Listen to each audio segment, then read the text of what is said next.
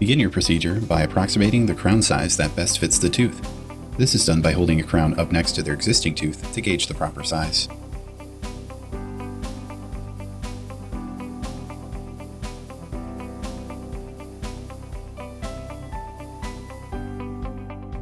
Start your reduction by reducing the incisal edge of the tooth. For this step, we recommend using a coarse grit wheel diamond burr. Using the adjacent teeth as points of reference, reduce the incisal edge 1 mm. Preparation is very similar to that of plain stainless steel crowns, but it requires slightly more tooth reduction. This increased reduction is necessary to properly fit an appropriately sized crown, making the restoration as natural looking as possible. Proper incisal reduction will allow the crowns to seat passively and subgingivally 1 to 2 millimeters. The next step is interproximal reduction. For this step, we recommend using a coarse grit, round end, tapered diamond burr. Reduce interproximally 1 millimeter following the contour of the natural tooth, remaining supragingival. By remaining supragingival, you will reduce trauma inflicted on the tissue and minimize bleeding.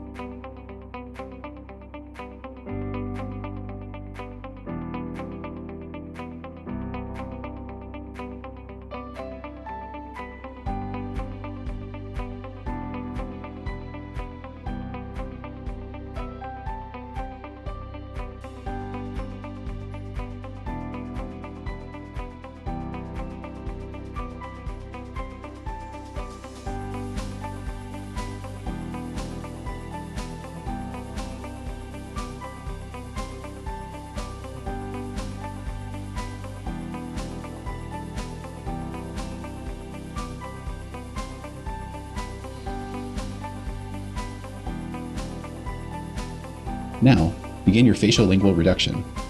For this step, we recommend using a coarse grit, round end tapered diamond burr. You may find it useful to use a football-shaped diamond burr to remove the cingulum. Reduce the facial and lingual 1 millimeter, remaining supragingival.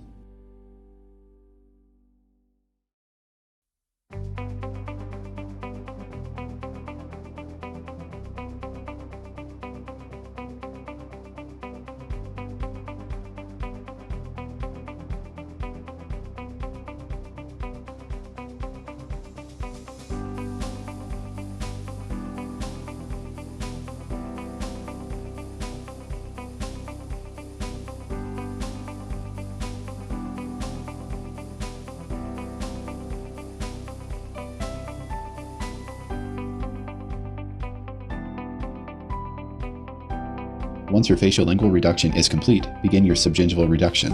For this step, we recommend using a fine grit, flame-shaped diamond burr. Remove the chamfer margin by making several passes around the tooth to create a smooth, feathered margin. Doing so will reduce trauma to the tissue and minimize bleeding.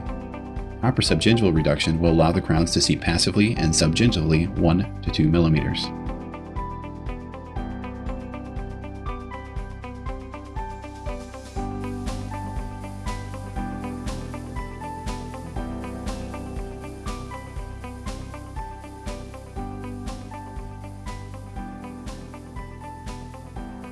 Try your selected crown size and verify the crown fits passively and completely.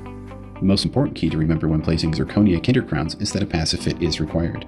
In other words, avoiding a snap fit is critical because it can create excessive pressure causing the zirconia structure to fracture.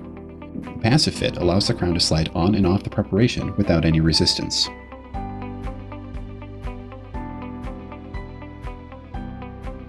Next, rinse the preparation and crown to remove any blood and debris.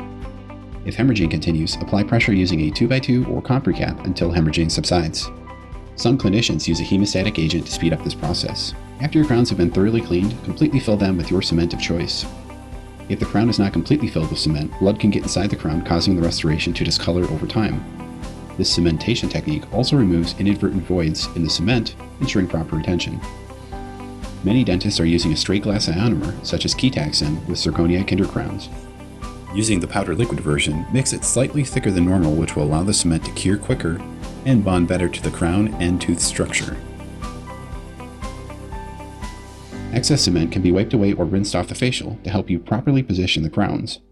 When seating multiple crowns, you should seat centrals first, then the laterals. Once placed, apply consistent, even pressure, do not disturb the restoration, and allow the cement to set according to the manufacturer's guidelines. If you need to sterilize a zirconia kinder crown, I recommend autoclaving.